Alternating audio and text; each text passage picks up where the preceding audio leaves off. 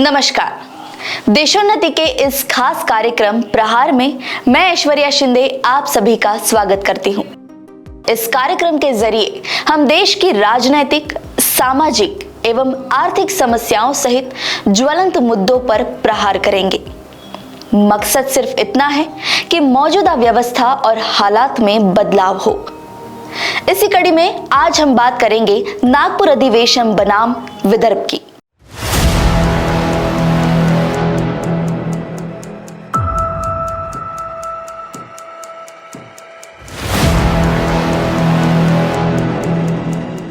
हम विदर्भ के लोग, हमें हमेशा आश्चर्य होता है कि नागपुर करार के अनुसार होने वाले राज्य विधिमंडल के शीतकालीन अधिवेशन ने आज तक विदर्भ को क्या दिया है। जाहिर है, आश्वासन और उम्मीदें। हालांकि हर बार की तरह इस बार भी उम्मीद तो यही थी कि 7 दिसंबर से शुरू हुए इस शीतकालीन सत्र में एक बार फिर विदर्भ का अक्स देखने को मिलेगा। लेकिन सत्र के पहले दिन से ही विदर्भ के मुद्दों पर प्राथमिकता के आधार पर चर्चा करने के बजाय आरक्षण जैसे जातिगत मुद्दे पर सत्ता पक्ष और विपक्ष की बाजीगरी ने विदर्भ के लोगों की उम्मीदों पर पानी फेर दिया। इन सब के बीच अपने से परे किसी भी चीज से कोई लेना देना नहीं रखने वाला नेतृत्व, 50 खोखे के माया बाजार में फंसे हुए विधायक, हतोत्साहित प्रशासन और झूमती नौकरशाही। आलम यह है कि आज संपूर्ण विदर्भ राज्य की व्यवस्था जर्जर है और विदर्भ के लोगों की सुध लेने वाला कोई नहीं। इस पृष्ठभूमि में सबका ध्यान 11 दिसंबर को विदर्भ जॉइंट एक्शन कमेटी द्वारा विधानमंडल तक निकाले गए भव्य मोर्चे की ओर गया। इस मोर्चे में भाग लेने वालों में से कोई भी भाड़े का कार्यकर्ता नहीं था। स्वतंत्र विदर्भ राज्य को लेकर पिछले 1 साल से इसी तरह असंतोष पनप रहा है। हालांकि इससे असंवेदनशीलता का दूसरा उदाहरण क्या दिया जा सकता है कि एक मंत्री तो क्या, कम से कम एक सक्षम अधिकारी भी मोर्चे को भेंट देने नहीं आया। सत्र की शुरुआत से ही किसानों, श्रमिकों, छात्रों सहित विदर्भ के लाखों लोगों ने अपनी विभिन्न मांगों को लेकर नागपुर की ओर पैदल मार्च किया। जब ये लोग नागपुर के यशवंत स्टेडियम में बैठे हैं तो एक भी मंत्री वहां जाने को तैयार नहीं है। इससे ज्यादा शर्मनाक बात और क्या हो सकती है। हम विदर्भ के लोग कई वर्षों से इस बात को भली भांति जानते हैं कि यहाँ के राजनीतिक नेताओं की नीति शीत सत्र में गैर मुद्दों पर हंगामा करना, विदर्भ के मुद्दों और समस्याओं को ना उठाना और स्वतंत्र विदर्भ राज्य सहित विदर्भ के लोगों की मांग को आसानी से नजरअंदाज करना है। महज नागपुर करार के कारण महाराष्ट्र सरकार अनिच्छा से नागपुर में शीतकालीन सत्र आयोजित करती है। विदर्भ के साथ न्याय का केवल दिखावा करती है। परिणाम स्वरूप विदर्भ के साथ लगातार अन्याय होता आया है। यही भूमिका विपक्षी दल की भी है। इस वर्ष सत्र की शुरुआत के लगातार 4 दिनों तक मराठा, ओबीसी और धनगर आरक्षण पर चर्चा होती रही। इन विषयों पर चर्चा से कोई आपत्ति नहीं है, लेकिन चूंकि विदर्भ में यह अधिवेशन था और चर्चा में विदर्भ का एक भी मुद्दा ना हो, तो वाकई में ये ना सिर्फ नाराजगी बल्कि हैरान करने वाली बात है। अगर सरकार वाकई में मराठा आरक्षण पर गंभीर है और इस पर चर्चा करना चाहती है तो इसके लिए विशेष सत्र बुलाए, ना कि इस पर महज दिखावा और हो हल्ला करे। हालांकि वैसे तो नागपुर करार के अनुसार 6 सप्ताह के सत्र लेने का अनुबंध है, लेकिन इस वर्ष केवल 2 सप्ताह यानी 7 से 20 दिसंबर तक ये सत्र लिया जा रहा है।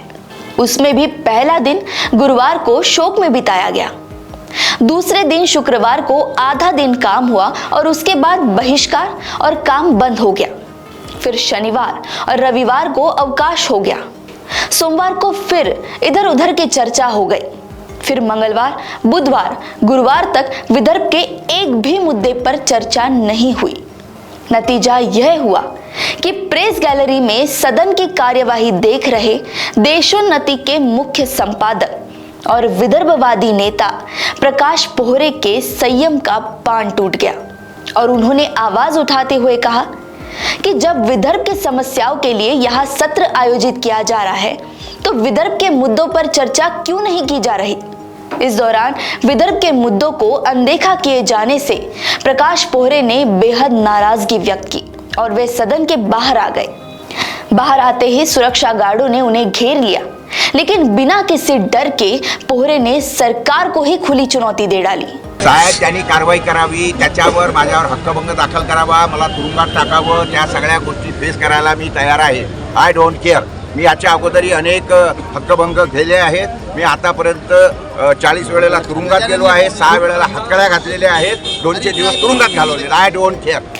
दरअसल ये सब कुछ यकायक नहीं हुआ, बल्कि इसके पहले भी प्रकाश पोहरे ने सदन के गलियारे में विदर्भ के मुद्दे पर कुछ वरिष्ठ नेताओं और विधायकों से भी चर्चा की, लेकिन ये नेता भी विदर्भ के सवालों पर खुलकर कुछ नहीं बोल सके।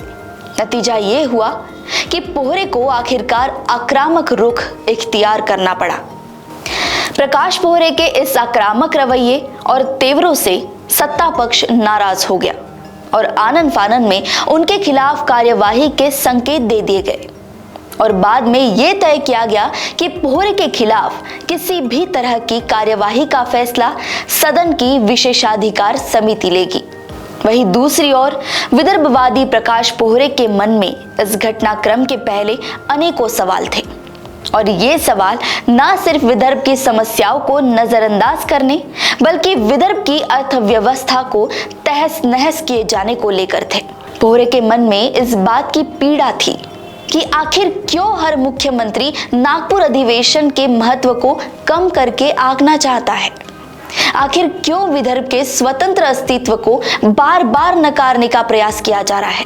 पोहरे का साफ कहना था कि जब केंद्र सरकार और पश्चिम महाराष्ट्र के नेता विदर्भ को दुधारू गाय जैसे इस्तेमाल कर रहे हैं, विदर्भ के कपास किसानों के साथ अन्याय कर रहे हैं, तो फिर विदर्भ के चुने हुए जनप्रतिनिधि आंखें बनकर क्यों बैठे हुए हैं। मी शेतकऱ्यांच्या ज्या आत्महत्या सुरू आहेत, विदर्भात 14 आत्महत्या रोज होत आहेत, त्याच्यावर कोणी बोलायला तयार नाही। अवकाळी पावसाने एवढं नुकसान झालं, त्याच्यावर कोणी बोलायला तयार नाही। फालतू प्रश्न इथे विचारतात। आले कशाला विदर्भामध्ये? विदर्भाच्या अधिवेशनामध्ये विदर्भात 6 आठवड्याचं अधिवेशन 6 दिवसानंतर त्याच्यात तमाशे करतात।